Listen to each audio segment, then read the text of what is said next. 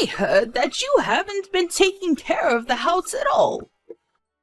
You should either take care of the household chores or go find yourself a job. As Harold's wife, you should do what is expected of you. If you don't, my son is going to leave you and you're going to have to move out of the house. Did you come over to our place again without telling me? I've asked you over and over again not to come to our house unannounced. I would appreciate it if you let me know beforehand. Melanie, why do you have to be so bossy all the time? The house belongs to Harold. And as his mother, don't you think that I have the right to come over as I please? I think that the house belongs to the both of us. Harold and I are married. Please don't treat me like I'm Harold's accessory. Harold and I are equals. I just don't understand why you're so hostile towards me. I know what you're thinking. You're only after Harold's money and assets. As his mother, I'm going to do everything in my power to stop you. I don't know why you're so paranoid. I'm not after Harold's money. You've got it all wrong. And I'm sorry to say this, but Harold doesn't have much money or assets. What do you mean by that? If Harold really doesn't have much money, it's because you spent it all. You're exploiting him. I don't understand where you're coming from. Why are you messaging me anyway? What do you need? I'm still working, so if you don't need anything specific, I'm going to go now. Harold told me that you don't do any of the household chores, which is why I've been coming over to the house when I can. I've been making him dinner. I prepared many things today so that it will last a while, and so that Harold doesn't have to worry about making his own dinner. I made the meals for Harold, so please don't eat them yourself. You really didn't have to go through all that trouble, but thank you anyway. Harold has a lot of time on his hands, so I'm sure that he has more than enough time to help out around the house and cook meals himself. How can you say such a thing? Harold works until midnight every day. You don't seem to understand that he works really hard. I feel sorry for him. He works hard, and then his wife spends all his hard-earned money. What you're doing to him is truly unforgivable. I think this is all a big misunderstanding. I'm not using any of Harold's money. It's the other way around. We're both living off of my earnings. I think it's about time you saw the truth about your son. He's not as perfect as you think. You should sit down and talk with him. Harold told me not to take your words seriously. Did he really say that to you? He did, and I believe what he tells me. I'm not going to allow you to continue to live off Harold's hard-earned money. He deserves better than this. How about you try to be a better wife to him? I'd like to say the same thing to him. Harold hasn't been a very good husband to me. Harold works until midnight every day. What more do you want from him? Don't you care about his health and well-being? You should treat him with a little more respect. Okay, fine. If you agree with what I'm saying, you need to start behaving the way that I want you to as well. I realize that this is just a waste of time to keep on talking to you like this. A waste of time? I'm busy with work now, so please stop messaging me. Bye. Oh, and please let me know in advance the next time you plan to come over to our house.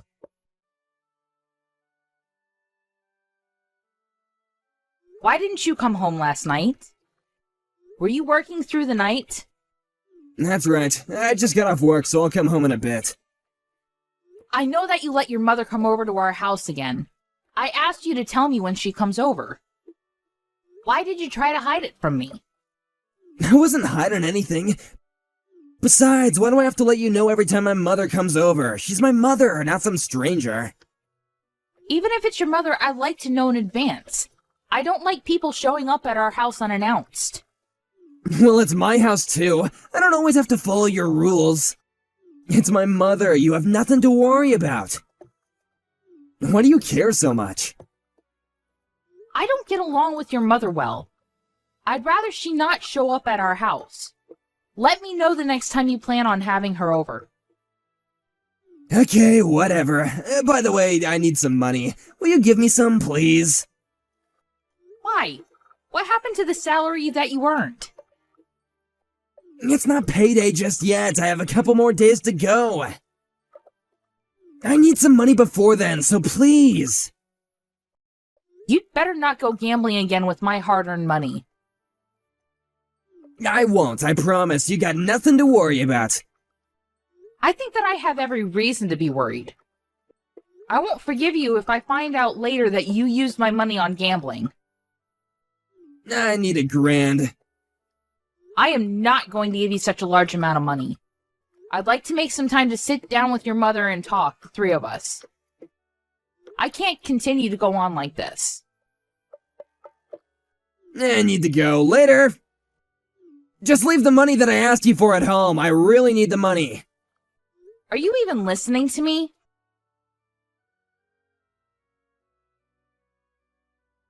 I felt so bad for Harold, so I did the best thing that I could for him as his mother. Please don't try to control him anymore. What? I realized after going to your house a couple of times, Harold needs me more than he needs you. I don't understand where this is coming from. What are you talking about? I want you to pack up your things and move out of the house. I can't have you living off Harold anymore like some parasite. You're not making any sense to me right now. Tell me what's going on. I need you to explain it to me. You guys are divorced now. What the hell? Why am I hearing about this from you and not Harold? I found the divorce papers at your house, so I took the liberty of filing them for you. It's what you wanted, right? Seeing that you had the divorce papers filled out and ready. Does this mean that you went into our bedroom and went through our stuff? How could you? You're right. I did have the divorce papers ready. I knew that things with Harold and I weren't going well, and I wanted the option of ending our marriage if it ended up being the case. Well, I filed them for you, so there's no need for you to worry about that anymore. You and Harold are back to being strangers now. That's why I'm asking you to pack up your things and move out. I cannot believe that you filed the divorce papers without asking our permission. What you did is ludicrous. I didn't expect you to take things this far. Well, I couldn't bear to see Harold so unhappy in his marriage anymore.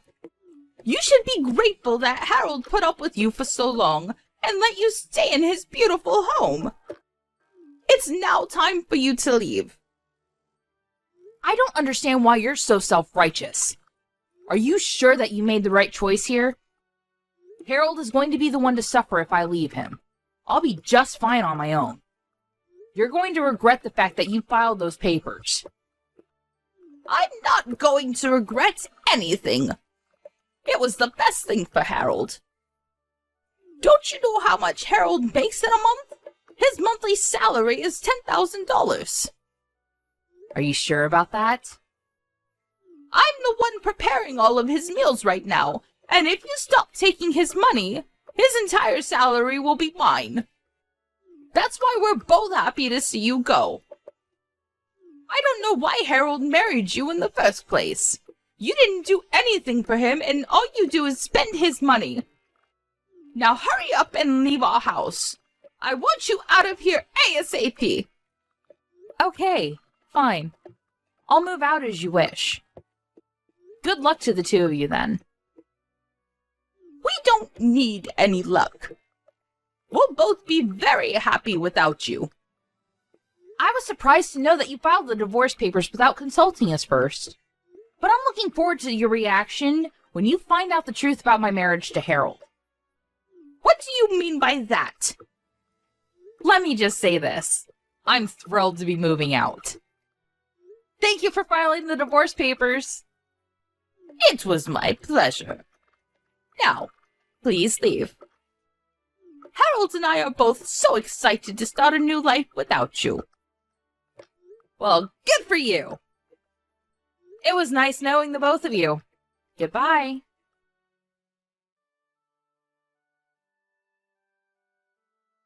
Melanie, may I have a word with you? There's something that I want to check with you. I'm sorry, but I have nothing to say to you. Bye.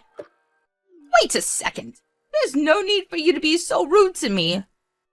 It's about the rent. What about the rent? The lease agreement has been changed over to your name now, so there's really no need for you to involve me. Yes. When did you change the name of the lease over to me? You could have told me about that. Why was the lease in your name in the first place? Shouldn't have been in Harold's. And why change it over to my name and not Harold's? It just doesn't make any sense to me. Well, Harold works part-time at a convenience store. He's not qualified to put his name on the lease agreement. What? I didn't know that Harold worked at a convenience store. What do you mean by part-time? You said that you wanted to talk to me about the rent. Are you going to tell me that you can't afford to pay the rent or something? Yes, that's right. How did you know? Do you know why there's no money in Harold's bank account? It just doesn't make any sense. Actually, it makes perfect sense to me. Harold doesn't have any real money, which is why he doesn't have any savings. But it's not something to get all nervous about. I think you misheard Harold's salary. You seem to think that he makes 10 grand a month when it's actually $1,000 a month. What do you mean? Harold works part-time at a convenience store, and the maximum he makes a month is $1,000. Sometimes less than that. What made you think that he made 10 times that amount? I bet you're lying to me. Harold's salary can't be that low. Otherwise, how would he be able to afford this house?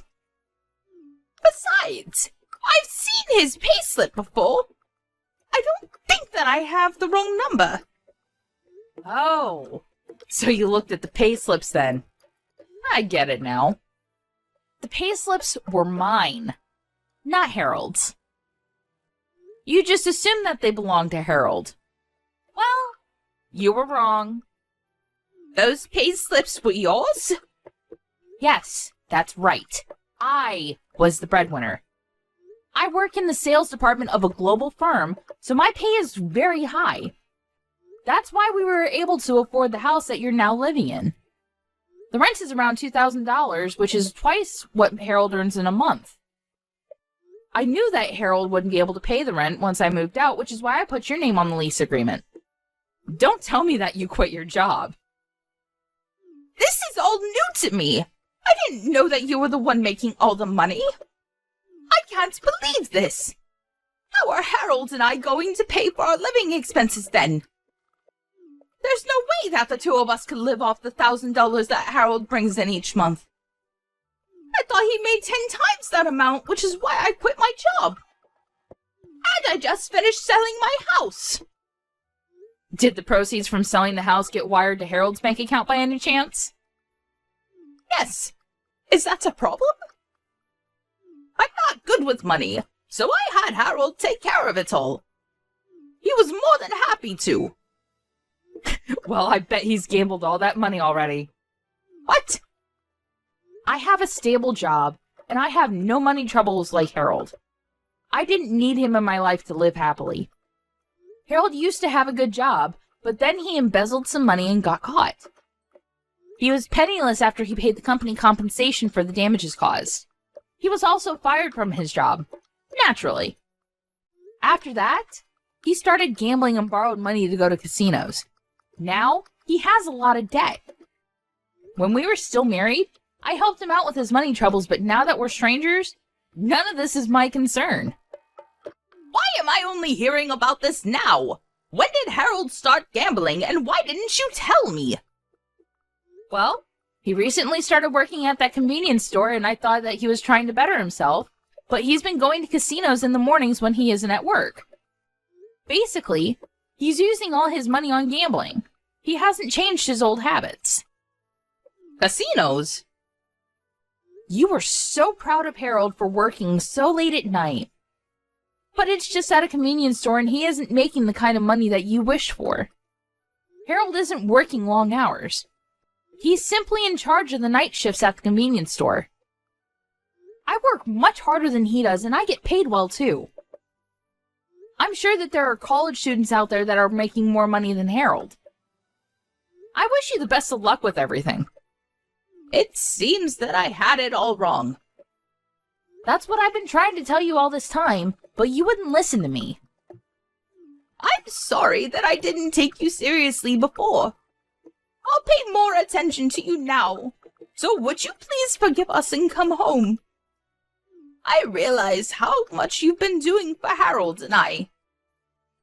It would mean a lot to me if you moved back in with us. And I'd really appreciate it if you could help pay the rent of this house. Why in the world would I do that after the way you treated me? No way! It is too late to try to be nice to me. I know that it's just an act and that you're only after my money. I already moved into a fabulous new place and I am very happy living on my own. I can't believe that I used to live with Harold. Life on my own is so much more comfortable and enjoyable. I should have divorced him sooner instead of waiting for you to file those papers. I'm very grateful to you for filing those papers, though. So thank you for taking care of it. You don't need to thank me for that. It'd make me much happier if you got back together with Harold. You used to be married to him. Don't you worry that he doesn't have enough money to live off of? I don't know what to do. How am I supposed to pay for everything? You need to help us. Melanie, please. Well, like you said, we're strangers now, so I don't think that I can do anything for you. You told me that I was a parasite and that I should move out. I took your advice and moved out. Shouldn't you be satisfied with that? Asking you to move out was a mistake. I take it back.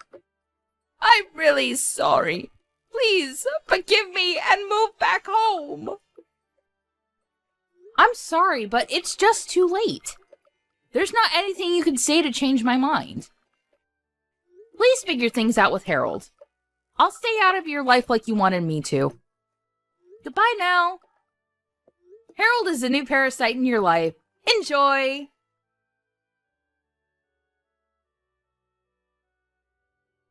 After her conversation with Melanie, Helen confirmed with Harold that Melanie was telling the truth. And as Melanie had predicted, Harold had already spent the proceeds from selling Helen's house on gambling. The money was gone. So Helen no longer had the money to buy back her old house even if she wanted to. For obvious reasons, Helen and Harold were not able to afford the rent of their current home and had no choice but to move out. They even had to pay a penalty fee to the landlord because they were late in paying the rent. Helen and Harold ended up on the streets, and although Helen had hoped to live a happy life using Harold's money, she ended up living a life of despair. It doesn't seem like it would be easy for either of them to get stable jobs.